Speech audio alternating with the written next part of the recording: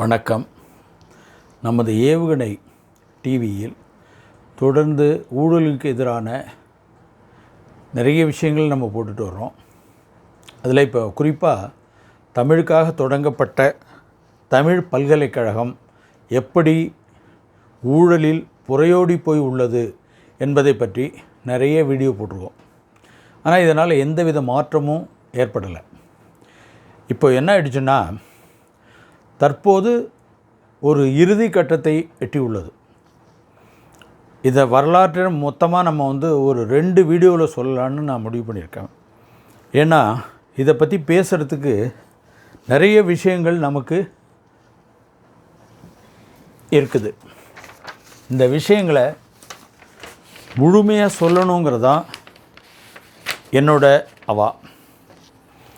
இப்போது 2017-18 பணி நியமனங்கள் நடைபெற்ற பணி நியமனங்களில் 2017 ஒரு 21 ப்ரொஃபஸர்ஸ், அசோசியேட் ப்ரொஃபஸர் அப்பாயின்ட் பண்ணியிருக்காங்க. 2018 ஒரு 19 அசிஸ்டன்ட் ப்ரொஃபஸர் அண்டு ஒரு ப்ரொஃபஸர், அசோசியேட் ப்ரொஃபஸர் பண்ணியிருக்காங்க. இதில் முழுமையாக இவர்கள் தகுதி இல்லாத நபர்கள் என்று வெளிப்படையாக பேசப்பட்டதன் பேரிலும், இவர்கள் பணம் பெற்றுக்கொண்டு இவர்கள் அப்பாயின்மெண்ட் பண்ணியிருக்காங்கங்கிறது பொதுவாக பரவலாக பேசப்பட்ட நிலையிலும், இது தொடர்பான தரவுகளை சேகரித்து நம்ம ஆர்டியில் வாங்கியிருக்கோம். எல்லாத்தையும் பெரும்பாலான அப்ளிகேஷன் அது மாதிரி விஷயங்களை வாங்கி நம்ம ஒரு பொதுநல வழக்கு தொடர்ந்தோம் மதுரை கிளையில் 2019 தொடரப்பட்ட வழக்கு. அதில் என்ன ஆயிடுச்சுன்னா, அந்த சமயத்தில் ப்ரிலிமினரி என்கொயரி முடிக்கிறதுக்கே ஒரு பர்மிஷன் வாங்க வேண்டிய சூழ்நிலை. இப்போ ஊழல் தடுப்பு சட்டத்தில் என்ன பிரச்சனைகள்னு வர ஒவ்வொரு அதை வழக்கு தொடர்றதுக்கு ஒரு அனுமதி வாங்க வேண்டிய கட்டாயம் இருக்குது. அது இப்போ ப்ரிலிமினரி என்கொயரிக்கே ஏற்கனவே என்ன இருந்ததுன்னா, ப்ரிலிமினரி என்கொயரி பண்ணிவிட்டு மேஜர் கேஸ் ஃபைல் பண்ணும்போது பர்மிஷன் வாங்கினா போதும். இப்போ ப்ரிலிமினரி என்கொயரிக்கே பர்மிஷன் வாங்கணும்னு ஒரு புதிய திருத்தம் கொண்டு வந்திருக்காங்க. அதன் அடிப்படையில் இந்த ஊழல் நடந்திருக்குன்னு வெளிப்படையாக தெரிந்தால் கூட அதை விசாரணை செய்ய எந்த விசாரணை அமைப்புகளுக்கும் ஒரு அதிகாரம் இல்லாத ஒரு சூழ்நிலை, கைகள் கட்டப்பட்ட சூழ்நிலை ஏற்பட்டுள்ளது. ஏன் அப்படின்னா, இப்போ நீங்கள் எல்லா ஊழலும் நீங்கள் பேப்பரில் படிச்சிருப்பீங்க, நீதிமன்ற வழக்குகளில் பார்த்துருப்பீங்க. எல்லாமே என்ன வருதுன்னா, இவங்க அடிமட்டத்திலேருந்து மேல்மட்டம் வரைக்கும் இந்த ஊழலில் பங்கு இருக்குது. அப்படி இருக்கும்போது எப்படி ஒரு அடிமட்ட ஊழியர் செய்த தவறை இல்லை முறைகேடை இல்லை ஊழலை எப்படி அதற்கு மேலதிகாரி அதுக்கு பர்மிஷன் கொடுப்பார் அதை விசாரிக்கிறதுக்கு? அவரும் சேர்ந்து தானே மாட்டுவார். அதனால் பெரும்பாலான வழக்குகள் தொடரப்பட முடியாமலே உள்ளது. வெறும் 50 ரூபா 100 ரூபா எஸ்ஐ லஞ்சம் வாங்கினார், விஏஓ லஞ்சம் வாங்கினாங்க, ஆர்ஐ லஞ்சம் வாங்கினாங்க, தாசில்தார் லஞ்சம் வாங்கினாங்க. இந்த மாதிரி வழக்குகள் மட்டும்தான் லஞ்ச ஒழிப்புத்துறையில் வருது. இந்த மாதிரி ஒரு லஞ்ச ஒழிப்புத்துறையே தேவையில்லை இதுக்கு. ஏன் அப்படின்னா, இவங்க மிக குறைந்த ஒரு 5000 ரூபா 2000 ரூபா 500 ரூபா இது மாதிரி லஞ்சம் வாங்குறவங்கள பாய்ந்து பிடித்து கொண்டிருக்கும் லஞ்ச ஒழிப்புத்துறை கோடிக்கணக்கான ரூபாய் 5000 கோடி 10,000 கோடி அடிக்கும்போது அதை எதுவுமே பண்ணுறதில்ல. அது மாதிரி எந்த விதமான செய்திகளும் வெளியில் வர்றதில்லை. நம்ம இயற்கையாகவே தெரியும் இப்போ என்ன நடந்துகிட்ருக்குங்கிறது நல்லாவே தெரியும். ஆனால் அவங்களுக்கு ஏதாவது பயன், யாராவது ஒரு ஆளை இது மாதிரி பெரிய திமிங்கலங்களை பிடிச்சிருக்காங்கன்னா பிடிச்சதே இல்லை. அப்படி பிடித்தாலும் இது சுப்ரீம் கோர்ட் வரைக்கும் போய் இவங்க எந்த விதமான தப்பும் எந்த விதமான தண்டனையிலிருந்தும் தப்பிச்சு வெளியில் வந்துடுறாங்க. அதுக்கு இன்னொரு காரணம் என்னென்னா, ஒரு மிக கேவலமான ஒரு மனோபாவம் நம்மகிட்ட என்ன இருக்குன்னா, மனிதாபிமான அடிப்படையில் இதை அணுக வேண்டும். ஊழல் செய்கிறவனுக்கு என்ன மனிதாபிமானம்? சிறு பெண்களை கற்பழிப்பிருக்கவனுக்கு என்ன மனிதாபிமானம்? அவன் மனிதனே இல்லையே. சாதாரண அப்போது என்ன ஆகிடுது, அப்பாவியாக இருக்கிறவன் எல்லாமே இதில் பாதிக்கப்படுறான். உதாரணத்துக்கு இந்த பணி நியமன மோசடி எடுத்துக்கிட்டிங்கன்னா, நல்லா படித்து முடிச்சுட்டு முழு தகுதியோடு இருக்கிறவங்களுக்கு வேலை கிடைக்கல, எந்த விதமான தகுதியும் இல்லாதவங்க இது மாதிரி உள்ளே வந்துடுறாங்க. அப்புறம் புரலாங் பண்ணுறாங்க. 10 வருஷம் புரலாங் பண்ணியாச்சுன்னா பாவம் அவங்க என்ன பண்ணுவாங்க? யாருக்கு பாவம் பார்க்க வேண்டும், யாருக்கு மனிதாபிமானம் பார்க்க வேண்டும் என்பதில் நமக்கு ஒரு தெளிவில்லை நம்மகிட்ட. ஏன் அப்படின்னா, எல்லாத்துக்கும் மனிதாபிமானம் பார்க்குறோம். தப்பு பண்ணுறவனுக்கு மட்டும்தான் மனிதாபிமானம் நம்ம பார்க்குறோம். எப்படி மனித உரிமைகள் என்று சொல்லிட்டு மிக மோசமான குற்றவாளிகளுக்கு சாதகமாக ஒரு குரூப் இயங்குதோ அதே மாதிரி தான் இதுவும். ஊழல் மிகப்பெரிய நாட்டுக்கு மிகப்பெரிய சீர்கேட்டை ஏற்படுத்தும் ஒரு செயல். ஒரு மர்டர் கூட ஒரு தனிப்பட்ட முறையில் ஒரு குடும்பத்துக்கு அல்லது ஒரு நபருக்கு எதிராக நடக்கும் குற்றம். ஆனால் ஊழல்ங்கிறது இந்த சமுதாயத்துக்கு எதிராக செய்யப்படும் குற்றம். இதை நீதிமன்றங்களும் ஒரு பெருசாக எடுத்துக்கிறது இல்லை. நம்ம சாதாரண ஜனங்களோட மனோபாவங்களும் அப்படி தான் இருக்குது. அதனால் இந்த முதல்ல மனிதாபிமானம் அப்படிங்கிறது யாருக்கு மனிதாபிமானம் பார்க்கணும், தவறு பண்ணிவிட்டு அந்த தவறினால் கிடைக்கும் பலனை வைத்து இதை ப்ரொலாங் பண்ணிவிட்டு எந்த வழக்கும் நடத்த முடியாமல் முட்டுக்கட்டைகள் போட்டுட்டு அப்பீல் பண்ணிவிட்டு ஒரு வழக்கறிஞருக்கு 5 லட்ச ரூபா வாங்குகிற வழக்கறிஞரை வச்சு வாதாடி தன்னுடைய தவறுகளிலிருந்து திரும்ப வெளியில் வர்றதுக்கு முயற்சி பண்ணுறவனுக்கு மனிதாபிமானங்கிற அடிப்படையை நம்ம பார்க்குறோம். இதுக்கு என்ன ஆயிடுச்சுன்னா, இப்போது இந்த வழக்கை மட்டும் எடுத்துக்குவோம். இது மாதிரி ஊழலில் நியமனம் செய்யப்பட்டவர்களுக்கு எதிராக பொதுநல வழக்கு ஒன்று தொடர்ந்தோம். அந்த பொதுநல வழக்கு தொடரப்பட்டு 2019 தொடரப்பட்டது. அப்போ இன்ட்ரீம் ஆர்டர்லாம் வந்தது. அப்போ அதுக்கு பிறகு என்ன பண்ணாங்க, டிவிஎஸ்சிக்கு ரிப்போர்ட், டிவிஎஸ்சி விசாரணை பண்ணுறதுக்கே ஒரு நீதிமன்றத்தினுடைய உத்தரவு பெற வேண்டிய கட்டாயத்தில் நம்ம இருக்கோம். அப்போ அதில் அப்பியர் ஆகி நீதிமன்ற உத்தரவு பெற்று டிவிஎஸ்சி பர்மிஷன் கொடுக்கணும் அப்படின்னு சொல்லி, அதாவது ஒரு குறிப்பிட்ட டேட் ஃபிக்ஸ் பண்ணி இந்த டேட்டுக்குள்ளே நீங்கள் பர்மிஷன் கொடுக்கணும்னு ஹைகோர்ட்டு சொன்ன பிறகு அதுக்கு பிறகும் டாட்ஜ் பண்ணிகிட்டு இருந்தாங்க. அதுக்கு பிறகு கண்டெம்ட் ஆஃப் கோர்ட்டு போகுங்கிற மாதிரி ஒரு சூழ்நிலை ஏற்பட்ட நிலையில் அவங்க அதுக்கு பர்மிஷன் கொடுத்தாங்க. அப்போது டிவிஎஸ்சி விசாரணை நடத்துது. அவங்க விசாரணை நடத்தும் போது என்ன ஆயிடுச்சுன்னா, எங்களோட இன்ட்ரீம் ஆர்டரில் என்ன கொடுத்துருக்காங்கன்னா, இவங்க கொடுத்துருக்க தகவல்களை பெற்று வழக்கு பதிவு செய்யணும், அது தொடர்பாகவும் விசாரணை பண்ணணும் ஒரு இன்ட்ரீம் ஆர்டர் அதே சென்னை உயர்நீதிமன்ற மதுரை கிளை கொடுத்துருக்கு. ஆனால் அந்த டிவிஎஸ்சி என்ன பண்ணியிருக்காங்கன்னா, வழக்கு வெறும் 21 நபர்களை பற்றி மட்டும் 21 பேரின் அப்பாயின்மெண்ட்டை மட்டும்தான் விசாரிச்சிருக்காங்க. பாக்கி 19 பேர் 2வது பேட்ச் ஆஃப் அப்பாயின்மெண்ட்டை இவங்க விசாரிக்கவே இல்லை. ஒன்று. அதுக்கடுத்தது ஏகப்பட்ட கம்ப்ளைண்ட் அதில் கொடுத்துருக்கோம். ஃபோர்ஜரி டிகிரி கொடுக்குறது, தப்பான டிகிரி கொடுக்குறது, அன்அப்ரூவ்டு டிகிரி கொடுக்குறது, இன்னும் நான் டீச்சிங்கில் ஏற்பட்ட முறைகேடுகள், அந்த அப்பாயின்மெண்ட் முறைகேடுகள் நிறைய கொடுத்துருக்கோம். இப்போ தமிழ் யூனிவர்சிட்டின்னு எடுத்துக்கிட்டால் 99.9% ஊழல் முறைகேடு மட்டும்தான் இருக்குங்க. அதுக்கு அனைத்துக்கும் ஆவண ஆதாரங்கள் எங்களிடம் இருக்குது. ஆனால் இது எதையும் விசாரிக்கலை. 21 மட்டும் அவசரமாக விசாரிச்சுட்டு அதை கேஸை முடிச்சுட்டாங்க. இப்போ சார்ஜ் ஷீட் போட்டாச்சு. சார்ஜ் ஷீட்டு பாஸ்கரன்கிற பேரில் அப்போதைய முன்னாள் துணைவேந்தர் மேலே மட்டும்தான் சார்ஜ் ஷீட் போட்டிருக்காங்க. ஒன்று. ரெண்டாவது, இந்த இன்டர்வியூ அத்தனையும் வீடியோகிராஃபி பண்ணியிருக்காங்க. அந்த வீடியோகிராஃபி பண்ண கேசட் எங்கே இருக்குது, சிடி எங்கே இருக்குன்னா இல்லை. தமிழ் யூனிவர்சிட்டியோட ப்ராப்பர்ட்டி அது. தமிழ் யூனிவர்சிட்டியில் நடந்த நியமனம் தொடர்பாக அவைகள் இவ்வளோ வீடியோகிராஃபி பண்ணி அதை அந்த ஊழலை மறைக்கிறதுக்காக நோக்கத்தோடு பாஸ்கரனே எடுத்துகிட்டு போயிட்டாருன்னு சொல்கிறாங்க. அதுக்கு அடுத்தது இது எங்கே போச்சு அப்படிங்கிறதுக்கு இது ஒரு தனி வழக்கு போட்டிருக்கலாம். இதில் சம்மந்தப்பட்டவங்க யார் வீடியோ எடுத்தது யார், அந்த வீடியோ யார்கிட்ட இருக்குது, இப்போது ஏன் காணாமல் போச்சுன்னா எப்படி காணாமல் போச்சு, அதை அழிச்சிட்டிங்களா, இருக்குதா, எந்த வீடியோ கேமராவில் எடுத்தீங்க, அதோட இதிலேருந்து ஃபுட்டேஜிலேருந்து எடுக்க முடியுமா, இதை பற்றி எதை பற்றியும் யோசிக்கலை. ஒன்று. அப்புறம் என்ன பண்ணுறாங்கன்னா, இதுக்கு இப்போ பாஸ்கரன் மேலே ஸ்பெஷல் ஏசி 71/2025ன்னு 2025 ஒரு வழக்கு போட்டிருக்காங்க. அந்த வழக்கு ட்ரையலுக்கு வந்துட்டுருக்கு. இப்போ இதுக்கு இடையில் கவர்னரை நேரடியாக சந்தித்து பன்வாரிலால் புரோஹித்துங்கிற மேதவி ஆளுநர் பன்வாரிலால் புரோஹித் இருந்தபோது அவரை நேரடியாக சந்தித்து ஆவணங்கள் எல்லாத்தையும் கொடுத்து இது மாதிரி முறைகேடு நடந்திருக்கு அப்படின்னு சொன்னபோது அவர் என்ன பண்ணாருன்னா, ஒரு கமிட்டி ஃபார்ம் பண்ணார். நாங்கள் கொடுத்தது 2019. அப்போது எப்போ வந்ததுன்னா 17/2/2021 ஒரு உத்தரவு போடுறாரு. ப்ரொஃபஸர் குமரகுரு தலைமையில் ஒரு கமிட்டி ஃபார்ம் பண்ணுறாங்க. அந்த கமிட்டி ரிப்போர்ட்டு யூனிவர்சிட்டி கவர்னருக்கு கொடுத்து கவர்னர் திரும்ப யூனிவர்சிட்டிக்கு அனுப்பி இதை விசிக்கு சொல்கிறாரு. 1/2/2023 இது மேலே நடவடிக்கை எடுத்து இவங்களை வெளியில் இவங்க மேலே நடவடிக்கை எடுக்க சொல்லி அனுப்புகிறாரு. அப்போது திருவள்ளுவன் என்ன பண்ணுறாரு, திருவள்ளுவன் ஒரு துணைவேந்தர் இருக்கார். அவர் இது மாதிரி எந்த நடவடிக்கையும் எடுக்கலை. கிட்டத்தட்ட 10க்கும் மேற்பட்ட 10லேருந்து 15 ரிமைண்டர் கவர்னர் ஆஃபீஸ்லேருந்து திரும்ப வந்ததும் கூட இவர் எந்த நடவடிக்கையும் எடுக்கலை. நடவடிக்கையே எடுக்காத நிலையில் அவர் வந்து 19/11/2024 திருவள்ளுவனை டெரிலிக்ஷன் ஆஃப் டியூட்டி, அதாவது உனக்கு சட்டத்தின்படி விதிக்கப்பட்ட கடமையை செய்யவில்லை என்ற காரணத்தினால் அவர் வந்து சஸ்பெண்ட் பண்ணுறாங்க. சஸ்பெண்ட் பண்ணிவிட்டு நீதிபதி ஓய்வு பெற்ற உயர்நீதிமன்ற நீதிபதி எம் ஜெயச்சந்திரன் அப்படிங்கிறவரை ஒரு தலைவராக கொண்டு இன்னொரு கமிட்டி போடுறாங்க. இந்த கமிட்டி எதுக்காக போட்டாங்கன்னு தெரியல. ஏன் அப்படின்னா, ஏற்கனவே குமரகுரு ரிப்போர்ட்டில் எல்லாத்தையும் சொல்லியிருக்காங்க. அதுக்கு பிறகு இந்த கமிட்டி என்ன பர்பஸுக்காக போடப்பட்டதுன்னா, அதில் என்ன வருதுன்னா, அந்த ஆர்டரில் 19/11/2024 கவர்னரோட ஆர்டரில் என்ன இருக்குது அப்படின்னா, இந்த டெரிலிக்ஷன் ஆஃப் டியூட்டி இதில் நடந்த, அதாவது அந்த முறைகேடுகளுக்கு பிறகு நடந்த நடவடிக்கை எடுக்க சொல்லி என்னென்ன பண்ணாங்களோ அதுக்கு பிறகு நடந்த முறைகேடுகளையும் அதில் சேர்த்து விசாரிக்கணும் அப்படின்னு அந்த ஆர்டரில் இருக்குது.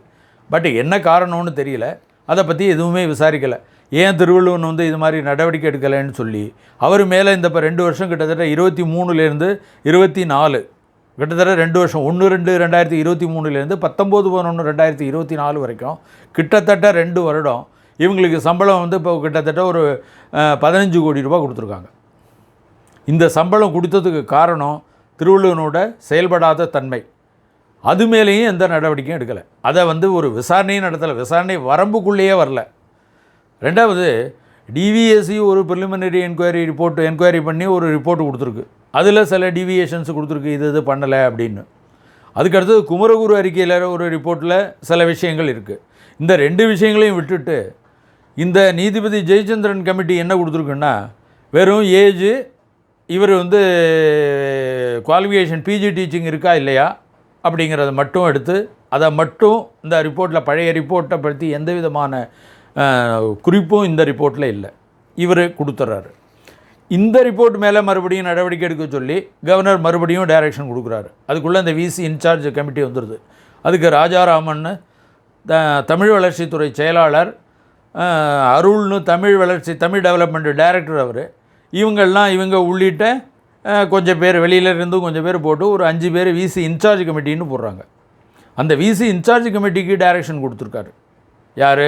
கவர்னர் கொடுத்துருக்காரு டைரக்ஷன் நடவடிக்கை எடுக்க சொல்லி. இவங்க மறுபடியும் ஆனாவிலேருந்து ஆரம்பிக்கிறாங்க. இவங்க எந்த விதமான லீகல் ஒப்பீனியன் கேட்கணும், அது பண்ணணும், இது பண்ணணும் அப்படின்னு சொல்லி டாட்ஜ் பண்ணிக்கிட்டே இருக்காங்க. டாட்ஜ் பண்ணிக்கிட்டே இருந்து 19/11/2024 கொடுத்த இந்த ஆர்டர் ரிப்போர்ட்டு, அந்த உத்தரவின் பேரில் செய்யப்பட்ட விசாரணை அறிக்கையும் நடவடிக்கை எடுக்கலை. அப்புறம் மறுபடியும் விசி இன்சார்ஜ் கமிட்டி கொடுத்து நடவடிக்கை எடுக்கலை. இவங்க நோ ஆக்ஷன் வாஸ் டேக்கன். திரும்ப என்ன பண்ணுறாங்கன்னா, திரும்ப நாங்கள் ரெப்ரசன்டேஷன் கொடுத்துக்கிட்டே இருக்கோம். இதில் என்ன வேடிக்கைன்னா, கவர்னருக்கு விசிட்டேஷன் பவர்னு ஒன்று இருக்குது. அவர் சப்போஸ் ஒரு டைரக்ஷன் இன்ஸ்பெக்ட் பண்ணுறதுக்கு ஒரு அதிகாரம் இருக்குது. இன்ஸ்பெக்ட் பண்ணி எந்த அஃபேர்ஸ் பற்றியும் அவர் விசாரிக்கலாம், நேரடியாக ஆய்வு செய்யலாம். ஆய்வு செய்து அவர் ஒரு நடவடிக்கை எடுக்கலாம். நடவடிக்கை எடுக்கலை அப்படின்னா சிண்டிகேட்டுக்கு ஒரு டைரக்ஷன் கொடுக்கலாம்.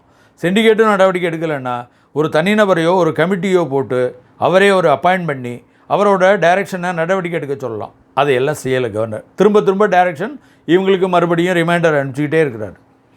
அனுப்பிச்சிக்கிட்டே இருந்தோன்னே என்ன பண்ணுறாங்கன்னா, ஷோகாஸ் நோட்டீஸ் கொடுக்கணும் அப்படின்னு சிண்டிகேட் முடிவு பண்ணுது. கவர்னர் ஒரு டைம் ஃப்ரேம் பண்ணி இதில் டைரக்ஷன் கொடுக்குறாரு. அந்த டைமை பற்றியே கவலைப்படலை இவங்க யாரும்.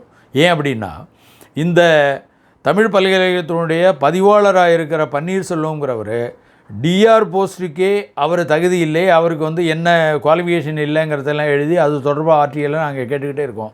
ஒன்றுக்கு கூட தகவல் கொடுக்கல, 3ஆம் நபர் தகவல் அப்படின்னு சொல்கிறாங்க. அதாவது இவர் அப்பாயின்மெண்ட் பண்ணி இவர் 1,50,000 ரூபா 2 லட்ச ரூபாய்க்கு மேலே சம்பளம் வாங்குறாரு. அரசு பணத்தை சம்பளம் வாங்கிட்டு இருக்கவர் அவரோட தகுதி பற்றிய டீட்டெயில் கேட்டால் அது கொடுக்க மாட்டேன்றாங்க. அது என்ன வெலுமினஸ் இன்ஃபர்மேஷனாக? இந்த இன்ஃபர்மேஷன் கொடுக்கறதுனால வேறு எந்த வேலையும் செய்ய முடியாதான். ஏன்னா தமிழ் யூனிவர்சிட்டி ஊழலை மட்டும்தான் முழு நேர தொழிலாக செய்துட்டு வருது. அந்த ஊழலுக்கு எதிரான எந்த தகவலையும் கொடுக்கறதில்ல. பொது தகவல் அலுவலர் இன்னொருத்தர் இருக்கார். அவர் என்ன பண்ணுறாரு, இவங்க எல்லாமே ஏதோ ஒரு வகையில் கூட்டுச்சதியில் ஈடுபட்டு ஒருத்தருக்கு ஒருத்தர் அண்டர்ஸ்டாண்டிங்கில் இவங்களுக்குள்ளே என்ன அண்டர்ஸ்டாண்டிங் இருக்குது, எதுக்காக இந்த மாதிரி எல்லாரும் ஒரே நோக்கத்தோடு செயல்படுறாங்க.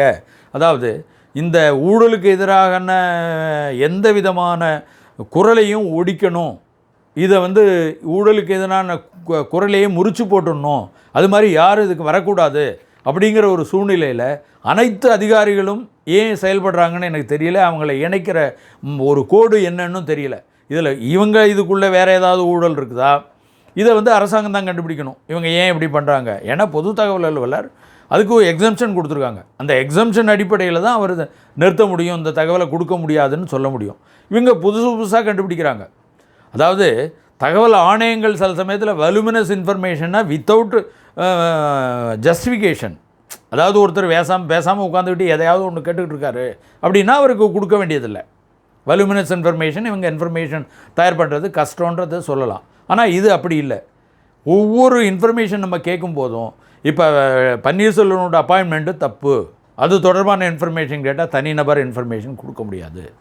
பாரத் ஜோதின்னு ஒரு அம்மா வந்து அதில் இப்போ இவிசி இன்சார்ஜ் கமிட்டி மெம்பராக இருக்காங்க. அவங்க பிஹெச்டி கூட பண்ணாமல் அவருக்கு அசோசியேட் ப்ரொஃபஸரை கொடுத்து இப்போ ப்ரொஃபஸர் ப்ரமோஷன் கொடுத்து இப்போ மறுபடியும் வந்து இதில் விசி இன்சார்ஜ் கமிட்டியில் உட்காந்துட்டாங்க, அட்மினிஸ்ட்ரேஷன். அதாவது தகுதி இல்லாத நபர்கள் இந்த இடத்த ஆக்கிரமிக்கிறதுனால தன்னை போலவே தகுதி இல்லாத நபர்களுக்கு சாதகமாக இவங்க செயல்படுறாங்கன்னு நாங்கள் குற்றஞ்சாட்டுறோம். இவங்களுக்கு எந்த விதமான இதுவும் கிடையாது. அதாவது இவங்க மெரிட்டில் இவங்க நேரடியாக வந்திருந்தாங்கன்னா இவங்க நிச்சயமாக மெரிட்டில் தான் எல்லாத்தையும் டீல் பண்ணணுங்கிற எண்ணம் வரும். இது 2 பேரும் அவங்கள பற்றிய தகவல் கேட்டால் அதுவும் இல்லை. ஏன் அப்படின்னா இவங்களுக்கு தமிழ் பல்கலைக்கழக வெப்சைட்டில் என்ன போட்டிருக்காங்கன்னா, ஒரே ஒரு பிஹெச்டி மாணவருக்கு தான் இவர் வந்து பண்ணியிருக்காங்க. இப்போது இப்போ கரண்ட்டில் இவர் துணை இணை பேராசிரியராக பதவி வரும்போது யாரையும் பண்ணலை. இப்போ பிஹெச்டி கைடிங் எக்ஸ்பீரியன்ஸே கிடையாது அப்படிங்கிறது. இதை விட இப்படிப்பட்ட சூழ்நிலையில் இவங்கள்லாம் ஆக்குபேட் பண்ணிட்டு இருந்த சேரை இதை யாரும் எந்த குரலையும் அனுமதிக்கிறதே இல்லை. ஊழலுக்கு எதிரான எந்த குரல் வந்தாலும் அதை நசுக்கிறதுலேயே முக்கியமாக இருக்காங்க. அதுலேயும் துணை பதிவாளராக இருந்து துணை பதிவாளர் பதவி உயர்விலிருந்து பதிவாளராக போடுறதுக்கு எந்த விதமான ப்ரொவிஷனும் இல்லை. இவங்க வந்து யூஜிசி நாம்ஸ் இருக்குது அப்படின்னு சொன்னாங்க. யூஜிசி நாம் என்ன இருக்கோ அது தமிழ் யூனிவர்சிட்டி ஸ்டாச்சூஸில் அடாப்ட் பண்ணிக்கிட்டால் மட்டும்தான் அதை பண்ண முடியும்.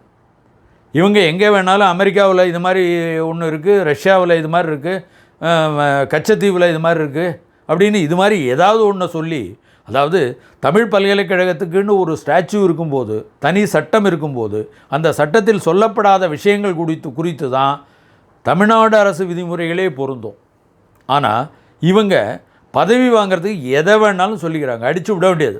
இலங்கையில் இது மாதிரி இருக்குது அப்படின்னா இலங்கை சட்டம் நமக்கு பொருந்துமா அப்படின்னு தெரிய வேண்டாமா? யூஜிசி நாம்ஸு இதில் அடாப்ட் பண்ணியிருக்கணும்ல. இதில் உங்களுக்கு தனியாக ஒரு ஸ்டாச்சூஸ் இருக்கும்போது அந்த ஸ்டாச்சூஸில் அதுக்கு பதிவாளருக்கு என்ன கல்வி தகுதின்றதை தெளிவாக கொடுத்துருக்காங்க. அதில் துணை பதிவாளர் ப்ரமோஷன் கொடுக்கறதுக்கான ப்ரொவிஷனே இல்லை. இவங்க எப்படி கொடுக்க முடியும்? கொடுத்துருக்காங்க. இவங்கெல்லாம் சேர்ந்து இதை நசுக்கிட்டு இருக்காங்க. இதுக்கு இந்த தகவல் அறிவு உரிமை சட்டத்தில் நம்ம வந்து எந்த விவரம் கேட்டாலும், நாம் கேட்டிருக்க நிறைய தகவல் கேட்டிருக்கேன், நான் மறுக்கலை, கொஞ்சம் தான் கேட்டிருக்கேன் அப்படின்னு சொல்லலை. ஒவ்வொன்றுக்கு பின்னாலும் ஒரு பொது நலன் இருக்குது. ஏன் அப்படின்னா பவளக்கண்ணன், செல்வராஜ், கௌதமன் இது உதாரணம் மட்டும்தான், இன்னும் நிறையா இருக்குது. இவங்களுக்கு எல்லாருக்குமே இல்லாத பதவியில் பதவி உயர்வு கொடுத்துருக்காங்க. துணை தகட்டச்சாளர்னு பதவி இருக்குது, மெஷின் மேன் தகட்டச்சாளர்னு அவருக்கு பதவி உயர்வு கொடுத்துருக்காங்க. அது ஸ்டாச்சூஸ்லேயே இல்லை. அதாவது ஒருத்தருக்கு பதவியில் தேக்க நிலை ஏற்பட்டதுன்னா அதுக்கு மாற்றாகத்தான் ஸ்பெஷல் கிரேடு, செலெக்ஷன் கிரேடு அதெல்லாம் கொடுக்குறாங்க. அதையெல்லாம் மறந்துட்டு வசதியாக பதவி உயர்வு வரணும், ஆயிரக்கணக்கான லட்சக்கணக்கான தகுதியுள்ள நபர்கள் வந்து வேலையே கிடைக்காம வீட்டில் உட்காந்துட்டு இருக்கும்போது வேலையை எதிர்பார்த்து வெறும் 10,000 ரூபா 5,000 ரூபா சம்பளம் கொடுத்தா இதே கெஸ்ட் லெக்சரர் வந்து 15,000 ரூபாய்க்கு சம்பளத்துக்கு ஒர்க் பண்ணிகிட்டு இருக்காங்க. ஆனால் இவங்களுக்கு 3 லட்சம் ரூபா சம்பளம் கொடுத்துட்டு அதுவும் பத்தலை, இவங்களுக்கு ஸ்டாக்னட் இருக்குது, ப்ரொமோஷனுக்கு ஸ்டாக்னட் இருக்குது, அதனால் நான் ஒரு புதுசாக பதவியே இல்லாத பதவியில் இவங்களை ப்ரொமோஷன் கொடுக்குறேன் அப்படின்னு எல்லோரும் சேர்ந்து சிண்டிகேட் மெம்பரும் சேர்ந்து தான் இதில் தமிழ் பல்கலைக்கழகத்தை பொறுத்தவரை உள்ள ஸ்பெஷாலிட்டி என்ன அப்படின்னா, எல்லாரும் சிண்டிகேட் மெம்பர், விசி, செக்ரட்டரி, இப்போ இருக்கிற இதில் ராஜாராமும் இதில் இன்வால்வ்டு, அவரும் சேர்ந்து தான் பண்ணுறாரு. அதுக்கான விவரங்கள்லாம் இருக்குது. நான் இப்போ இந்த தொடர்ந்து பதிவு வரும்போது அதில் நான் சொல்கிறேன். அப்படிப்பட்ட ஒரு சூழ்நிலையில் அவர் இருக்கார். அவர் வந்து எல்லாருமே ஊழலில் சம்மந்தப்பட்டிருக்காங்க. ஸ்ரீமதி ஜே வந்து ஒரு ஜட்ஜ்மெண்ட் கொடுத்தாங்க, இது சம்மந்தமாக சிண்டிகேட் மெம்பரையும் விசாரணை பண்ணணும் அப்படின்னு. அதுக்கு பிறகு அது அப்பீல் அது தேவையில்லைன்னு சொல்லிட்டாங்க, இப்போ தேவையில்லைன்னு. ஆனால் அது வேகான இது இல்லை. இதில் வந்து இது மாதிரி தவறுக்கு உடந்தையாக செயல்பட்டது நிரூபிக்கப்பட்டால் இந்த இப்போ வர்றாங்க இந்த எம்ப்ளாயீஸ், இந்த கல்வியாளர்களை நியமனம் செய்த நியமனதாரர்கள், இப்போ ஸ்க்ரூட்டினி கமிட்டி இத்தனை கமிட்டி போடுறாங்கள்ல, கமிட்டி எல்லாம் எல்லா கமிட்டி மெம்பர்ஸும் இதில் வந்து கொலூடாக இருக்காங்க. இப்போ நாங்கள் வந்து என்ன பண்ணுறோம், இப்போ ஒரு கமிட்டி வந்திருக்கு, அந்த கமிட்டி மெம்பர்ஸுக்கு இதில் ஏன்னா தமிழ் பல்கலைக்கழகம் முழுமையான ஆவண ஆதாரங்கள் எதையுமே கொடுக்குறதில்ல, இவங்களுக்கு யாருக்குமே ஆதாரங்கள் கொடுக்குறதில்ல. இது லோக்கல் ஃபண்ட் ஆடிட்டிங்க்கு இது தொடர்பான அப்ளிகேஷனே கொடுக்கல அப்படின்னு அவங்க ரெக்கார்ட் பண்ணியிருக்காங்க. அப்படிப்பட்ட சூழ்நிலையில் இவங்க எதையுமே கொடுக்க மாட்டேன்றாங்களேங்கிறதுனால நம்மள்கிட்ட இருக்க ஆவண ஆதாரங்களையும் என்ன இருக்குதுன்னு கொடுப்போன்னு சொன்னால் இதை வாங்கவே மாட்டேன்னு சொல்கிறாங்க. இதிலே இவங்களோட நோக்கம் தெரியுது. அதாவது இவங்களுக்கு வந்து இந்த நபர்கள் ஊழல் மூலம் பதவிக்கு வந்தவர்கள் என்றோ இல்லை தகுதியற்று பதவிக்கு வந்தவர்கள் என்றோ அது தொடர்பான விவரங்களை கேட்கக்கூட இவங்க தயாரில்லை. நான் வந்து ரிஜிஸ்டர் போஸ்ட்டில் அனுப்புகிறேன், ரெஃப்யூஸ்டுன்னு போட்டு அனுப்புகிறாங்க. நீங்கள் வந்து இப்போ இந்த கமிட்டியில் போட்டிருக்காங்க யாரையும் நமக்கு இதுக்கு முன்னே தெரியாது, இப்போ தான் தெரியும், இப்போ தான் வர்றாங்க, இது மாதிரி ஒரு கமிட்டி மெம்பர்ஸ்னு போட்டிருக்காங்கன்னு சொல்கிறாங்க. இந்த கமிட்டி மெம்பர்ஸுக்கு சரியான தரவுகளை தமிழ் பல்கலைக்கழகம் கொடுக்கவில்லை என்பதால் ஏற்கனவே கோர்ட்டுக்கு தப்பான தகவல் கொடுத்தது, கமிட்டிக்கு தப்பான தகவல் கொடுத்தது, அரசுக்கு தப்பான தகவல் கொடுத்தது, லோக்கல் ஃபண்ட் ஆடிட்டிங்கு தப்பான தகவல் கொடுத்தது, அதுக்கான தரவுகள் நிறைய இருக்குது. அதை பற்றி எந்த கம்ப்ளைண்ட் போட்டாலும் இவங்க அதை பற்றி விசாரணையே பண்ணுறதில்லை. நான் ஆதாரபூர்வமாக இருக்குது, எனக்கு சம்மன் அனுப்பி விசாரிங்க அப்படின்னு சொல்கிறேன். நான் ஒரு குற்றச்சாட்டு சொல்கிறேன்னா அது உண்மை இருக்குன்னா உண்மை இருக்கா இல்லையா கூப்பிட்டு விசாரிங்க, எனக்கு சம்மன் அனுப்பி விசாரிக்க வேண்டியதானே. பெசிடோ அனானிமஸ் கம்ப்ளைண்ட் எல்லாம் என்டர்டெயின் பண்ணவே வேண்டியதில்லைன்னு இருக்குது. மொட்டை பெட்டிஷன் எல்லாம் எடுத்து வச்சுக்கிட்டு இவங்க ஏதாவது விசாரிச்சுக்கிட்டு இருக்காங்க. அதுக்கு விசாரிக்கிறது ஒரு கமிட்டி போட்டு அது சென்னையிலேருந்து ஃப்ளைட்டு சார்ஜஸ் எல்லாம் கொடுத்து அவங்க வந்து உட்காந்துங்க அதை பற்றி விசாரணை பண்ணுறேன்னு சொல்லி ஒரு ட்ராமா போட்டுக்கிட்டு இருக்கவங்க ஆதாரபூர்வமாக நான் கிட்டத்தட்ட ஒரு 30 கடிதங்களுக்கு மேலே எழுதியிருப்பேன், எல்லாம் ஆதாரத்தோடு. ஒரு கடிதத்தின் மேலே கூட விசாரணை கிடையாது. நீங்கள் ஏன் விசாரிக்க மாட்டேன்றீங்க? ஒரு கமிட்டி போடுங்க, விசாரிங்க, என்ன சம்மன் பண்ணி கூப்பிடுங்க, நான் தப்பாக சொல்லியிருந்தால் ஏன் தப்பாக சொன்னீங்கன்னு கேளுங்க. அதையெல்லாம் பண்ணுறதே கிடையாது. இதுக்கு இன்னும் மேற்கொண்டு இப்போ என்ன ஆகிடுச்சுன்னா இந்த விவரங்கள்லாம் என்கிட்ட இருக்குங்கிறதுனால தகவல் அறிவு உரிமை சட்டத்தில் எதுவுமே கொடுக்கக்கூடாதுன்னு முடிவு பண்ணிட்டாங்க. எது கேட்டாலும் ஏதாவது ஒரு காரணம் இருக்குது. நான் சொல்கிறேன், ஒவ்வொரு தகவல் அறிவு உரிமை சட்ட அப்ளிகேஷன் பின்னாடியும் எவ்வளோ ஊழல் இருக்குங்கிறத நான் நிரூபிக்கிறேன் அப்படின்ற பொதுநலன் சார்ந்து இல்லாமல் வேலை வெட்டி இல்லாமல் நான் கேட்டுக்கிட்டு இல்லை. இது அத்தனைக்கும் எவ்வளோ ஊழல் பண்ணியிருக்காங்க, இதனோட ஃபினான்ஷியல் லாஸ் எவ்வளோ வருது அப்படின்னு சொல்கிறேன். உதாரணமாக சொன்ன பவளக்கண்ணன், செல்வராஜ், கௌதமன் இவங்களுக்கு கிட்டத்தட்ட 1 கோடி ரூபாய்க்கு மேலே இவங்க வந்து தவறாக கொடுத்துருக்காங்க. இது மாதிரி தவறான ப்ரமோஷன். அதாவது இது எல்லாத்துக்கும் இவங்க என்ன சொல்கிறாங்கன்னா நீங்கள் கோர்ட்டுக்கு போங்க. அதாவது ஒருத்தர் பதவியில் பணியில் இருக்கும்போது தவறான இது வந்து ஃபிக்ஸ் பண்ணியிருந்தா பே ஃபிக்ஸேஷன் தப்பாக இருந்ததுன்னா அவரை வந்து உடனே வித்தின் 5 இயர்ஸுக்குள்ளே பண்ணணும். இல்லைன்னா அவர் ரிட்டையர்ட் ஆன பிறகு அவர்கிட்டேருந்து வசூல் பண்ணக்கூடாதுங்கிறது நார்மலாக நீதிமன்றங்களினுடைய கருத்து. உச்சநீதிமன்ற தீர்ப்பெல்லாம் அதுக்கு இருக்குது. ஆனால் அதுக்கு என்ன சொல்கிறாங்கன்னா அதுலேயும் ஒரு எக்ஸம்ஷன் இருக்குது. இம்பர்சனேஷன் இது மாதிரி ஃப்ராடாக வாங்கியிருந்தாங்கன்னா அதை ரெக்கவரி பண்ணலாம். இப்போ இவங்க சிண்டிகேட்டு சொல்லுது இவங்களுக்கெல்லாம் இந்த நீங்கள் வழக்கு போடுங்க அப்படின்னு. வழக்கே போடுறதில்ல, எந்த வழக்கும் போடுறதில்ல, இதை எதிர்த்து வழக்கே போடுறதில்ல. இவங்க யார் யார் அதில் இன்வால்வ் ஆகிருக்காங்கங்கிறத சொல்லி இப்போ வந்து இவங்களுக்கு இல்லாத பதவியில் பதவி உயர்வு கொடுத்துருக்காங்க. அவங்களுக்கே அது தெரியும். ஏன்னா அச்சகத்தில் ஒருத்தர் இருக்காருன்னா அசிஸ்டன்ட் ப்ளீட் மேக்கர்னு ஒரு பதவி தான் இருக்குது, அதுக்கு மேலே பதவி இல்லைன்னு தெரியும்லன்னா பேசாமல் விட்டுற வேண்டியது தானே. அவர் எப்படி 10 இயர்ஸுக்கு ஒரு தரப்போ என்ன ப்ரொமோஷனும் செலெக்ஷன் கிரேடு ஸ்பெஷல் கிரேடு அது கொடுக்க வேண்டியது தானே. அதை விட்டு அதுக்கு ஒரு இது வந்து ஒரு பே ஃபிக்ஸ் பண்ண அதுக்கு வந்து இதுலேயே இல்லை, ஸ்டாச்சூஸ்லேயே அது மாதிரி ஒரு பதவியே இல்லை. இல்லாத பதவியில் ப்ரொமோஷன் கொடுத்துருக்காங்க. அந்த பணத்தை திரும்ப பிடிக்கிறதும் இல்லை, கோர்ட்டுக்கு போகிறதும் இல்லை. சிண்டிகேட் சொல்லுது இவங்களுக்கெல்லாம் கோர்ட்டுக்கு போங்கன்னு. பேசாமல் உட்காந்துட்டு இருக்க வேண்டியது. அவங்கள்ட்ட பணப்பலன் அடைகிறாங்களா என்னன்னு தெரியல. ஏன்னா அரசு பணத்தை லட்சக்கணக்கான ரூபாய் தனிநபருக்கு கொடுக்கும்போது இதில் சம்மந்தப்பட்ட நபர்களுக்கு ஏதாவது ஒரு பலன் இருந்தால் தானே அதை செய்வாங்க. இல்லைன்னா இவங்க ஏன் செய்ய போகிறாங்க அப்படிங்கிறதுனால அந்த ஒரு சந்தேகம், நியாயமான சந்தேகம் எழுது. இது முழுமையான விசாரணை பண்ணணும் இதை.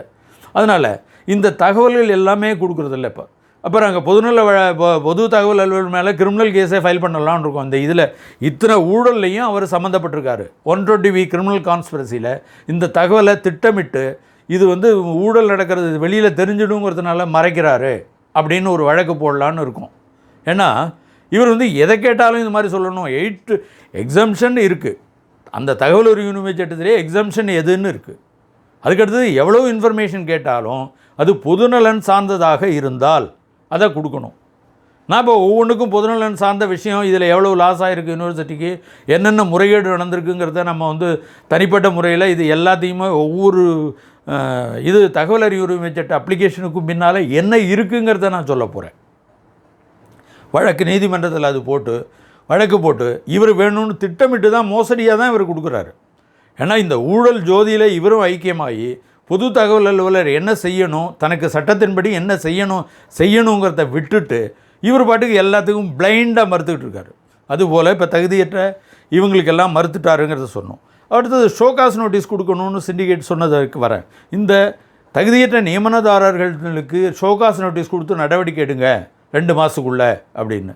அதுவும் பண்ணலை. அந்த டைம் லிமிட்டெல்லாம் இவங்க ஓவர்லுக் பண்ணி போயிட்டுருக்காங்க. அது மாதிரி பண்ணலை ஒன்று. அதில் அப்படி பண்ணும்போது ஷோகாஸ் நோட்டீஸில் என்ன பண்ணுறாங்க, இவங்க அத்தனை பேருக்கும் அதாவது டிவிஎஸ்சி ப்ரிலிமினரி என்கொயரியை வச்சு தான் கேட்குது, பர்மிஷன் கேட்குது. அப்படிங்கும்போது இவங்க என்ன தப்பு பண்ணியிருக்காங்க அப்படிங்கிறது டிவிஎஸ்சி ரிப்போர்ட்டில் ஒரு ரிப்போர்ட் இருக்குது. அதுக்கடுத்தது குமரகுரு அறிக்கையும் சிண்டிகேட்டில் வச்சுருக்காங்க. அப்போ அதுவும் குமரகுரு அறிக்கையில் உள்ளது என்னதும் இவங்களுக்கு தெரியும் எல்லாம். ஆனால் இதையெல்லாம் விட்டுட்டு இவருக்கு இறுதியாக வந்த ஒரு ரிப்போர்ட்டை மட்டும் வச்சுக்கிட்டு அதில் வரும் ஏஜ், பிஜிடிஜி எக்ஸ்பீரியன்ஸ் 2 தான் மேக்ஸிமம் ட்ரை பண்ணியிருக்காங்க. அதில் வேறு எதை பற்றியும் அவங்க பரிசீலனை பண்ணலை. அந்த ரிப்போர்ட்டை மட்டும் வச்சு ஷோகாஸ் நோட்டீஸ் கொடுத்து இவங்களை ஈஸியாக சட்டத்தின் பிடியிலிருந்து தப்பிக்க வைக்கணுங்கிற உள்நோக்கத்தோடு பண்ணியிருக்காங்க. ராஜாராமுக்கு நேரடியாக நம்ம லெட்டர் போட்டிருக்கோம். தமிழ் வளர்ச்சித்துறை செயலாளருக்கு உங்கள் யூனிவர்சிட்டிக்கு எல்லாருமே தெரியும், இந்த ஊழல் இந்த 3 கமிட்டி ரிப்போர்ட்டில் உள்ளேயும் இவங்களோட தகுதியின்மை என்னன்னு பார்த்து அது எல்லாத்தையும் சேர்த்து ஷோகாஸ் நோட்டீஸ் கொடுங்க அப்படின்னு பதிவாளருக்கு கொடுத்தாச்சு, இவருக்கு கொடுத்தாச்சு, ராஜாராமுக்கு கொடுத்தாச்சு. ஆனால் இவங்க என்ன உள்நோக்கத்தோடு இதை ஏன் விட்டுட்டு இதை பண்ணுறாங்கன்னு எனக்கு தெரியல. ஏன்னா அவங்களுக்கு தெரியுது இந்த தகுதியின்மை அப்படின்னு அவங்களுக்கு தெரியுது. உதாரணமாக பிபாஸ் மார்க்கு, அவர் பர்ஃபார்மன்ஸ் பேஸ்டு மார்க்கை அவங்க பார்த்துருக்காங்க. அதில் டிவிஎஸ்சி ரிப்போர்ட்டில் 1-2 மார்க் இருக்குது, முழுமையாக அதை பண்ணலைன்னு வச்சுங்க. ஆனால் அந்த மார்க் அதை பற்றி கூட இவங்க குறிப்பிடப்படாமல் பேசாமல் கொடுத்துட்டாங்க. இந்த மோசடியான இதுங்களுக்கு எல்லோரும் சேர்ந்து உடந்த இவங்க. இப்போ நாங்கள் செக்ரட்டரி மேலேயும் தமிழ் வளர்ச்சித்துறை டைரக்டர் மேலேயும் கிரிமினல் கேஸ் ஃபைல் பண்ணுறதுக்கு நம்ம ரெடி பண்ணுறோம். அதாவது சிண்டிகேட்டு பொறுப்புக்குழு உறுப்பினர்கள் இருக்காங்கல்ல, விசி பொறுப்புக்குழு, அந்த பொறுப்புக்குழு அனைத்து மெம்பர்கள் மேலேயும் இந்த லாஸை ரெக்கவரி பண்ணணும். ஏன்னா ஏற்கனவே பாரதியார் யூனிவர்சிட்டி கேஸில் அது சொல்லியிருக்காங்க. அப்பாயின்மெண்ட்டு தப்பாக அப்பாயின்மெண்ட்னா அவங்க சேலரியிலேருந்து யார் அப்பாயின்ட் பண்ணாங்களோ அவங்கள்ட்டேருந்து இந்த பணத்தை ரெக்கவரி பண்ணலாம், அதோட டிபார்ட்மெண்டல் ஆக்ஷனும் எடுக்கணும்னு சொல்லியிருக்காங்க. அதை அந்த ஜட்ஜ்மெண்ட் அதுக்கு பிறகு வெஸ்ட் பெங்கால் ஜட்ஜ்மெண்ட் ஒன்று வந்திருக்கு. முறைகேடாக நியமனம் பெற்றவர்களிடமிருந்து அவங்க சம்பளத்தை ரெக்கவரி பண்ணணும்னு வந்திருக்கு. அது சுப்ரீம் கோர்ட்டு ஜட்ஜ்மெண்ட் ஆர்டிகிள் 141 சட்டமாக பின்பற்றப்பட வேண்டும். அப்போது இவங்க அத்தனை பேர் மேலேயும் வாங்கின சம்பளத்தை மொத்தமாக ரெக்கவரி பண்ணணும். ஏன்னா இப்போ இன்றைக்கி இருக்கிற நிலை சுப்ரீம் கோர்ட்டு சட்டம் தான் எல்லாத்தையும் விட மேலோங்கி நிற்குது இப்போ. அப்போ அப்படி இருக்கும்போது இவங்க இல்லீகலாக அப்பாயின்மெண்ட் பண்ணியிருக்காங்க, குவாலிஃபிகேஷன் இல்லாமல் அப்பாயின்ட் பண்ணியிருக்காங்க அப்படின்னா இது வரைக்கும் கொடுத்த சேலரியை ரெக்கவரி பண்ணணும். அது ரொம்ப முக்கியம். அடுத்தது அவங்க அதில் இன்னொரு அந்த ஜட்ஜ்மெண்ட் லேண்ட்மார்க் ஜட்ஜ்மெண்ட் அதில் இன்னொன்று சொல்கிறாங்க. அதாவது கிட்டத்தட்ட 2500 பேர் ஜட்ஜ்மெண்ட் இது நியமனம் தப்புங்கும்போது இதில் ஓரிருவர் தகுதியுடைய ஆளுங்களும் இருக்கலாம். ஆனால் ஒட்டுமொத்த நியமனமே தப்புங்கிறதுனால இதில் கரப்ஷன்னால தான் இந்த நியமனம் ஃப்ராடுனால தான் நடந்திருக்குன்றதுனால இவங்களை ஒட்டுமொத்த என் பிளாக் டெர்மினேஷன் அப்படிங்கிற ஒரு பாலிசி எடுத்து அது மொத்தமாக டெர்மினேட் பண்ணணும், தகுதி இருந்தவங்க மறுபடியும் வேணால் வரட்டும் அப்படின்ற மாதிரி இந்த ஜட்ஜ்மெண்ட் சொல்லியிருக்காங்க. இது சுப்ரீம் கோர்ட் ஜட்ஜ்மெண்ட்டுங்கிறதுனால நான் முதலே சொன்னது போல் இது ஆர்டிகிள் 141 படி இது சட்டமாக பின்பற்றப்பட வேண்டிய நீதிமன்ற தீர்ப்பு. இந்த தீர்ப்பை சட்டமாக பின்பற்றணும். ஆனால் இவங்க என்ன பண்ணுறாங்க, இந்த வர்ற கமிட்டியெல்லாம் என்ன சொல்லுதுன்னா மனிதாபிமானம் அது இது, நீங்கள் இதுக்கு தொடர்பான இந்த முறைகேடு தொடர்பான எந்த ஆவணத்தையும் அவங்க பார்க்குறதுக்கு விரும்பலை. ஏன் அப்படின்னா இதுலேருந்து நமக்கு என்ன சந்தேகம் வருதுன்னா, சரி இவங்களையெல்லாம் காப்பாற்றணும்னு ஒரு முடிவு எடுத்து வந்துட்டாங்க போல இருக்குது அப்படின்னு. இப்போ நாங்கள் ஒரு முடிவு எடுத்துட்டோம். இப்போ நாம் வந்து லெட்டர் அனுப்பியிருக்கோம் இந்த பொறுப்பு குழுவுக்கு, இந்த விசாரணை குழுவுக்கு. ஒட்டுமொத்தமாக எல்லோரும் சேர்ந்து அவங்க வந்து கடைசி நேரத்தில் இன்டிமேட் பண்ணதுனால நாங்கள் கேர் ஆஃப் பதிவாளர் தமிழ் பல்கலைக்கழகம்னு போட்டு இவங்களுக்கு ஒரு ரெஜிஸ்டர்ட் போஸ்ட்டில் அனுப்புகிறோம்.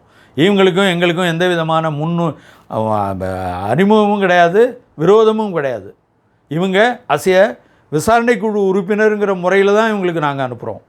இந்த விசாரணை குழு உறுப்பினருங்கிற முறையில் இவங்களுக்கு அனுப்புகிறத வாங்கிக்கவே முடியாதுன்னு இவங்க சொன்னாங்கன்னா, இப்போ ஏன்னா என்ன தெரியாது, நான் ஒரு எதிரி கிடையாது, அதனால் இதை வாங்க வேண்டாம்னு சொல்கிறதுக்கு. இப்போ இவங்க ஒரு பொதுநலன் சார்ந்து ஒரு பல்கலைக்கழகத்தில் நடைபெற்ற முறைகேடு தொடர்பாக இவங்க விசாரணை பண்ணுறாங்க. அவங்களுக்கு இந்த முறைகேடு தொடர்பான அடிஷ்னல் டாக்குமெண்ட் அதுவும் தமிழ் பல்கலைக்கழகம் கொடுக்கறது இல்லைங்கிற காரணத்தினால சில முக்கால்வாசி மறைக்குது. பெரும்பாலான ஊழலில் சம்மந்தப்பட்டிருக்க எல்லாம் கூட்டுச்சதியில் ஈடுபட்டு இதை கொடுக்குறாங்க அப்படிங்கிற காரணத்தினால நாங்கள் ஒரு டாக்குமெண்ட்டை கொடுக்குறோன்னா உங்களுக்கு அந்த டாக்குமெண்ட்டு வேணும்னா நீங்கள் பயன்படுத்திங்க. அதில் இந்த டாக்குமெண்ட் இல்லைன்னா அவங்கள்ட்ட கேளுங்க, இந்த டாக்குமெண்ட் இருக்கா, இது மாதிரி சொல்லியிருக்காங்களேன்னு கேளுங்க. இல்லை எங்களை கூப்பிட்டு விசாரணை பண்ணுங்க, சம்மன் பண்ணுங்கள். ஏன்னா ஐ ஆம் ஏ கம்ப்ளைண்ட். நான் வந்து சும்மா தெருவோரத்தில் நின்றுட்டு வந்து உடனே உங்களுக்கு கம்ப்ளைண்ட் கொடுக்கல. இன்னொரு முக்கியமாக சொல்கிறாங்க வெளிநபர்னால் எங்களோட பைசாவிலேருந்து தான், பொதுமக்களுடைய வரி பணத்தில் தான் இந்த ஒவ்வொரு பைசாவும் செலவு பண்ணுறாங்க. இந்த விசாரணை அதிகாரிகள் வந்து இங்கே தங்கி இருந்துட்டு சாப்பிட்டுட்டு இந்த செலவு பண்ணிட்டு போகிறதான இந்த டிஏடிஏ எல்லாமே இந்த மக்கள் வரி பணத்துலேருந்து தான் கொடுத்துருக்காங்க. யாரும் மக்கள் வரிப்பணத்திலேருந்து நீங்கள் இங்கே சம்பளம் வாங்கிட்டு அவங்களுக்கு எதிராகவே நீங்கள் செயல்படணும்னு ஏன் நினைக்கிறீங்கன்னு எனக்கு தெரியல. அதாவது ஒட்டுமொத்தமாக இப்போ வந்திருக்க 3 நபர்களும் இதை நம்ம வாங்க முடியாதுன்னு ரெஃப்யூஸ் பண்ணியிருக்காங்க. இந்த தபாலை வாங்க முடியாது. ஏன் என்ன கஷ்டம் அதில்? நாங்கள் வந்து உங்களுக்கு எதிரான நீங்கள் வந்து தீர்ப்பை வாங்கிட்டு நீங்கள் அவங்களுக்கு சாதகமாக தான் பண்ண போகிறோன்னா பண்ணிட்டு போங்க. மனிதாபிமானம் உங்களுக்கு தான் நிறைய இதெல்லாம் இருக்குது, எத்திக்ஸ் எல்லாம் இருக்குது. மனிதாபிமானம், ஃப்ராடு பண்ணுறவனுக்கெல்லாம் மனிதாபிமானம் கொடுக்கணும், தப்பானவனுக்கெல்லாம் மனிதாபிமானத்தின் அடிப்படையில் கொடுக்கணும். இவன் எல்லாத்தையும் முடிச்சுட்டு கஷ்டப்பட்டு சாப்பாட்டுக்கு வழி இல்லாமல் கஷ்டப்பட்டு படித்து முடிச்சுட்டு நியாயமான வேலை கிடைக்கும்னு நினைக்கிற தகுதி உள்ள நபருக்கு மனிதாபிமானம் பார்க்க மாட்டீங்க. ஆனால் தகுதி இல்லாத நபருக்கு மனிதாபிமானம் பார்க்குறதுல ரொம்ப ஜோராக பார்ப்பீங்க நீங்கள். அந்த சூழ்நிலையில் நீங்கள் அதுதான் பண்ணணும்னு முடிவு பண்ணி வந்துட்டீங்கன்னு நான் சந்தேகப்பட வேண்டியிருக்கு. இப்போ இதில் ஏன் ரெஃப்யூஸ் பண்ணீங்கிறது எனக்கு தெரியல. அதாவது இவர்களுக்கு எதிரான பெட்டிஷனை கூட, அதாவது என்ன சொல்கிறாங்கன்னா, கொலை குற்றம் செய்யப்பட்டவனை கூட, கொலை குற்றம் செய்தவனை கூட அவனோட தரப்பு நியாயத்தை கேட்கணும்னு இருக்குது. நான் இப்போ இத்தனை வழக்கு 2019 நான் வழக்கு போட்டிருக்கேன். கவர்னர் சந்தித்து லெட்டர் கொடுத்துருக்கோம். நாங்கள் கொடுத்த கடிதத்தின் பேரில் தான் இந்த கமிட்டியே ஃபார்ம் ஆகிருக்கு. ஆனால் இது எதையுமே நீங்கள் பார்க்க மாட்டேன், இதையெல்லாம் எங்களோட தரப்பு நியாயத்தையோ நாங்கள் சொல்கிற விஷயங்களையோ நாங்கள் கேட்க மாட்டோம்னு சொன்னால் நீங்கள் ஒருதலைபட்சமாக முடிவெடுத்து வந்துட்டீங்க அப்படின்னு தான் நாங்கள் நினைக்க வேண்டியிருக்கு. அடுத்தது, இந்த அப்ளிகேஷன் எல்லாத்தையுமே இந்த 3 கமிட்டி, முதல் கமிட்டி போட்டாச்சு, அதுலேயே குவாலிஃபிகேஷன் இல்லைன்னு முடிவு பண்ணிட்டாங்க. 2வது கமிட்டி போட்டிருக்காங்க, 2வது கமிட்டியும் போட்டு அதுலேயும் குவாலிஃபிகேஷன் இல்லைன்னு முடிவு பண்ணி அவங்க ஒரு ரிப்போர்ட் கொடுத்துருக்காங்க. அதாவது பேசிக், இதை வந்து இன்டெப்த்தாக இன்னும் விசாரிக்கலை. பிபா ஸ்கோரெல்லாம் பார்த்தா இன்னும் நிறைய அதில் இவங்கள தகுதி இல்லைங்கிறதுக்கான ஆதாரமான நிறைய தரவுகள் இருக்குது. அது எங்கள்கிட்டே இருக்குது.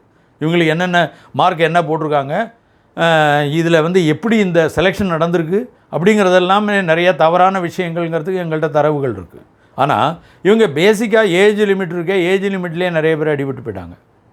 பிஜி டீச்சிங் எக்ஸ்பீரியன்ஸ், இது உயராய்வு மையம், திரும்ப சொல்கிறேன், தமிழ் யூனிவர்சிட்டி வெறும் ரிசர்ச் ஓரியன்ட் இன்ஸ்டியூஷன். இதுக்கு பிஜி டீச்சிங் எக்ஸ்பீரியன்ஸ் இல்லாதவங்களே எப்படி போட முடியும்? கைடிங் எக்ஸ்பீரியன்ஸ் இல்லாதவங்களே எப்படி போட முடியும்? அதனால தான் ஸ்பெஷலைஸ்டு கேட்டிருக்காங்க. இப்போ சிண்டிகேட் யூஜிசியை பொறுத்தவரை மினிமம் ஸ்டாண்டர்ட் அப்படி தான் சொல்கிறாங்க. ஆசிரியர்களுக்கான மினிமம் கூடுதல், அதாவது குறைந்தபட்ச தகுதி. இதுக்கு மேலே தகுதி வேணும்னு சொன்னால் ஒவ்வொரு யூனிவர்சிட்டியும் அட்டானமஸ் பாடி அவங்க அதை ஃபிக்ஸ் பண்ணிக்கலாம். அது மாதிரி ஃபிக்ஸ் பண்ணியிருக்காங்க. இவங்க அதை விளம்பரத்தில் போட்டிருக்காங்க. இந்த விளம்பரத்தை எல்லாம் படிக்காமல் தான் கையெழுத்து அப்ளிகேஷன் போட்டிருக்காங்க. எழுத படிக்க தெரியாதவங்களா?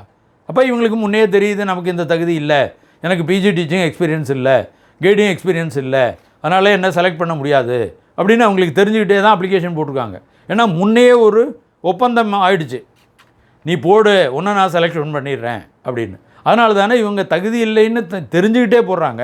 எனக்கு அப்பர் ஏஜ் லிமிட்டு கிராஸ் பண்ணியாச்சு, அதுக்கு அடுத்தது பிஜி டீச்சிங் எக்ஸ்பீரியன்ஸ் இல்லை, இந்த எக்ஸ்பீரியன்ஸ் எல்லாம் இல்லை, ஏன் அப்ளிகேஷன் போடுவேனா அப்படின்னா எனக்கு முதல்ல அஷூரன்ஸ் கொடுத்துட்டாங்க, நீங்கள் அப்ளிகேஷன் போடு, நான் நீ எப்படி இருந்தாலும் உன்னை செலெக்ஷன் பண்ணுறேன்னு.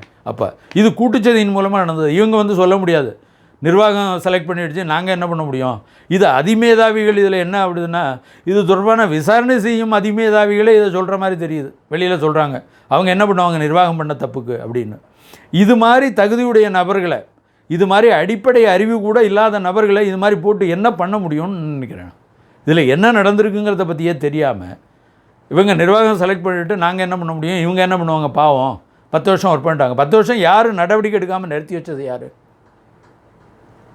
10 வருடமாக நடவடிக்கை எடுக்காமல் நிறுத்தி வச்சதுக்கு இந்த நம்ம அமைப்பு தானே காரணம். அப்போ அப்படி இருக்கும்போது காலம் எல்லாத்தையும் சரி பண்ணிவிடுமா? ஒரு திருடன் வந்து செயின் ஸ்நாச்சிங்கில் அரெஸ்ட் பண்ணுறான், அரெஸ்ட் பண்ணிவிட்டு 10 வருஷம் ஆகிடுச்சுன்னா உடனே விட்டுடலாமா? அப்போ அது குற்றம் இல்லையா? தப்புன்னா குவாலிஃபிகேஷன் இல்லைன்னா என்றைக்கு வேணாலும் வெளியில் அனுப்பிட்டு அவங்களுக்கு கொடுத்த சம்பளத்தை ரெக்கவரி பண்ணுன்னு சுப்ரீம் கோர்ட்டே சொல்லும்போது இவங்க வந்து இது நிர்வாகத்தினுடைய காரணம். நிர்வாகத்தோட காரணம் என்ன ஆனன்னு, நீங்கள் ஒரு சொத்து வாங்குறீங்க, அது இன்னொருத்தர் சொத்தை ஒரு ஏமாற்றி எழுதி கொடுத்துட்டு போயிட்டார். நான் ஏமாந்து போனதுக்கு நான் காரணம் இல்லை, அதனால் இந்த சொத்து எனக்கு தான் சொந்தம்னு நீங்கள் வாதாட முடியுமா? அதை நீதிமன்றம் ஏற்றுக்குமா? அப்படி இருக்கும்போது இது மாதிரி வாதங்கள் வைக்கிறாங்க. இப்போது 2 கமிட்டி போட்டாச்சு, ஒரு டிவிஎஸ்சி ரிப்போர்ட் இருக்குது, அதுலேயும் இந்த குவாலிஃபிகேஷன்லாம் இருக்குது. மறுபடியும் இதில் போய் குவாலிஃபிகேஷனை பற்றி என்ன வெரிஃபை பண்ண வேண்டியிருக்குது? இதை சிண்டிகேட்டில் அப்ரூவ் பண்ணிட்டாங்க. இவர்களுடைய விளக்கம், இவங்களுக்கு கொடுத்த ஷோகாஸ் நோட்டீஸில் இவங்க கொடுத்த விளக்கம் ஏற்றுக்கொள்ளப்படவில்லை அப்படின்னு சொல்லிட்டாங்க. ஆனால் அது மாதிரி பதிவு பண்ண பிறகு சிண்டிகேட்டில் மறுபடியும் ரீவிசிட் பண்ணி நீங்கள் பழைய இதெல்லாம் எல்லாத்தையும் குப்பையை கிளறி மறுபடியும் இவங்க குவாலிஃபைடுன்னு பண்ண போகிறீங்களா? இவங்களுக்கு என்ன தண்டனை கொடுக்கப்பட வேண்டும்? இந்த மாதிரி அன்குவாலிஃபைடு அப்பாயின்ட் பண்ணாங்கன்னா இவங்க என்ன பண்ணணும், டெர்மினேட் பண்ணணும், அவ்வளோதான். இதில் என்ன கைப்புண்ணுக்கு கண்ணாடி வேணுமான்னு இதுக்கு எத்தனை கமிட்டி போடுவீங்க நீங்கள்? ஏன்னா தமிழ் பல்கலைக்கழகத்தில் பணம் நிறையா இருக்குது. டிஏடிஏ எழுதிட்டு நீங்கள் பாட்டுக்கு எல்லாம் ஃப்ளைட்டில் வந்துக்கிட்டு அது மாதிரி பண்ணிவிட்டு இதை திரும்ப எழுதிட்டே இருப்பீங்க. அப்புறம் இந்த கமிட்டி போட்டது ரைட்டானு இன்னொரு கமிட்டி. ஆக மொத்தத்தில் ரிட்டையர்ட் ஆகிற வரைக்கும் எந்த நடவடிக்கையும் எடுக்க போவதில்லை. அதனால் இதில் வந்து என்ன ஆகுதுன்னா, இது வந்து பொதுவான விஷயங்கள். இந்த 40 அப்பாயின்மெண்ட் மட்டும் இப்போ நான் பேசியிருக்கேன். இதை நீங்கள் பரிசீலனை பண்ணி இந்த விசாரணை அறிக்கையை பொறுத்தவரை அறிக்கையை பற்றி மறுபடியும் ரீவிசிட் பண்ண வேண்டிய அவசியம் எதுவும் இல்லை. அறிக்கை சமர்ப்பிக்கப்பட்டு அந்த அறிக்கையை சிண்டிகேட் ஏற்றுக்கொண்ட பிறகு நீங்கள் மறுபடியும் அதை வந்து மறுபடியும் ரீவிசிட் பண்ணி இதில் தப்பு நடந்திருக்கா இல்லையாங்கிறதெல்லாம் போக வேண்டிய அவசியம் இல்லை. சிண்டிகேட் ஏற்றுக்கிடுச்சு. Syndicate is a supreme governing body to the university. அந்த சிண்டிகேட் அக்செப்ட் பண்ணிட்டு இவங்க கொடுத்த விளக்கங்கள் ஏற்றுக்கொள்ளப்படவில்லை அப்படின்னா இவங்க இன்எலிஜிபிள் அப்படின்னு. இப்போ இவங்களே என்ன பண்ணணும்? இதுக்கு ஒரு கமிட்டி போடணுமான்னு தெரியல எனக்கு. ஏன்னா எதுக்கு கமிட்டி? இன்எலிஜிபிள் அப்படின்னு முடிவாயிடுச்சுன்னா இமீடியட்டாக டெர்மினேட் பண்ண வேண்டியதானே. டெர்மினேட் பண்ணிட்டு இவங்களோட சேலரியை ரெக்கவரி பண்ணணும், இவங்க வாங்கின சேலரியை ரெக்கவரி பண்ணணும். இந்த பீரியட், இந்த எக்ஸ்பீரியன்ஸ், இந்த சமயத்தில் எக்ஸ்பீரியன்ஸு கெயின் பண்ண எக்ஸ்பீரியன்ஸு எந்த இதுக்கும் பயன்படாது. அவ்வளவுதான். இதை முடிவு பண்ண வேண்டிய நிலையில் இப்போது எங்களோட ஆதங்கம் என்னென்னா, இந்த கமிட்டி இந்த நபர்களுக்கு எதிரான தரவுகளை வாங்கி கொள்ளவே மறுக்கிறது என்பதன் மூலம் இந்த கமிட்டி என்ன மாதிரி நிலையில் இவங்க வந்து இருக்காங்க, என்ன மாதிரி இவங்க ஒரு கமிட்டி ரிப்போர்ட் கொடுக்க போகிறாங்க அப்படிங்கிறதே சந்தேகம் எழுந்துள்ளது. அதனால் இதை முறையாக செயல்படுறதுக்கு, முறையாக இந்த கமிட்டி இவங்களுக்கு என்ன தண்டனை கொடுக்குறதுங்கிறத மட்டும் முடிவு பண்ணி அதை சிண்டிகேட்டுக்கு பரிந்துரை பண்ண வேண்டிய பொறுப்பு மட்டும்தான் இருக்குது. அதனால் அதை பரிந்துரை பண்ணணும், முறையான முறையில் பண்ணணும். இதனோட விளைவுகள், அதாவது இதில் என்ன தப்பு நடந்திருக்கு, இதில் என்னென்ன யார் இன்வால்வ் ஆகியிருக்காங்க அப்படிங்கிற விவரங்கள் வேணும்னா நாங்கள் தர தயாராக இருக்கிறோம். திறந்த மனதுடன் நீங்கள் வந்து கேட்குறதுக்கு தயாராக இருந்தால் இந்த கமிட்டி கேட்டால் நாங்கள் கொடுப்பதற்கு தயாராக இருக்கிறோம். ஆனால் கமிட்டி முன்பே முடிவு செய்து இந்த தவறு செய்தவர்களுக்கு எதிரான எந்த தரவுகளையும் எந்த தகவல்களையும் பெற்றுக்கொள்ள மறுத்திருப்பது இவர்கள் இந்த கமிட்டியின் மீது ஏற்பட்ட சந்தேகத்தை ஏற்படுத்துகிறது கமிட்டியின் மீது. எனவே நேர்மையான முறையில் இதற்கான விசாரணை நடைபெற வேண்டும் என்பதை கேட்டுக்கொண்டு விடைபெறுகிறேன். நன்றி.